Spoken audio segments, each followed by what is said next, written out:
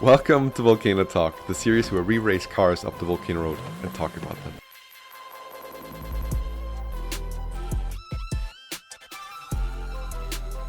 Welcome back, guys, and welcome to the beast of the green hell. Let's go.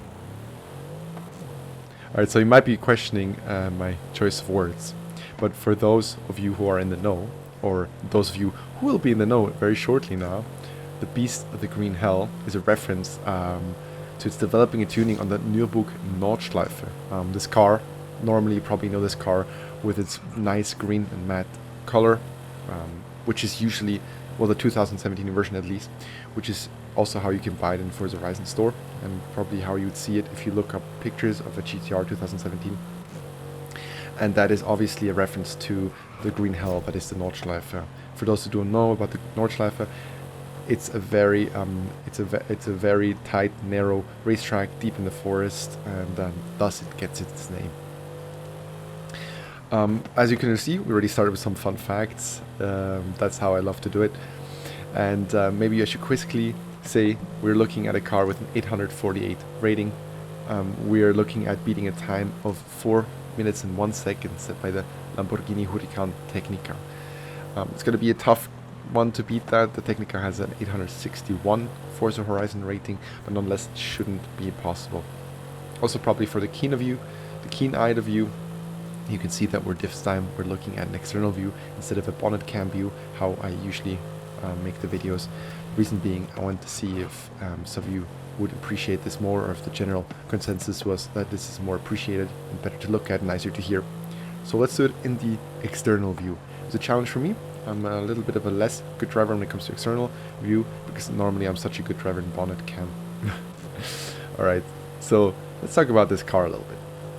I've got a 585 horsepower engine, a 4-liter twin-turbo V8, really high performance engine, and it produces 700 newton meters of torque. All of that while weighing the car, obviously, 1,555 kilograms.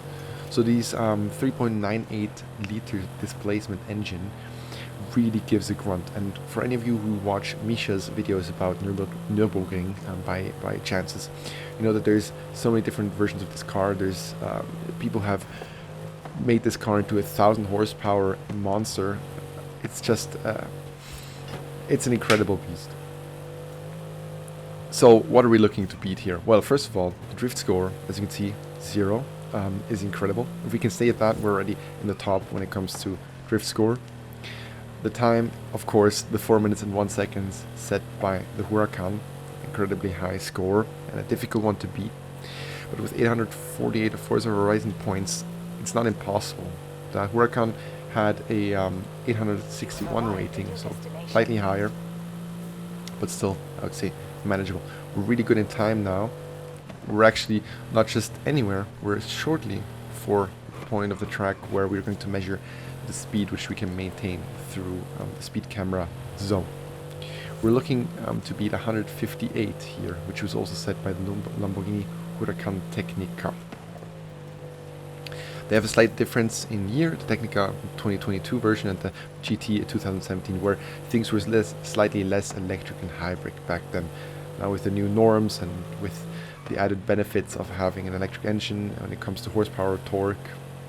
Of course, the modern cars more and more have an electric input.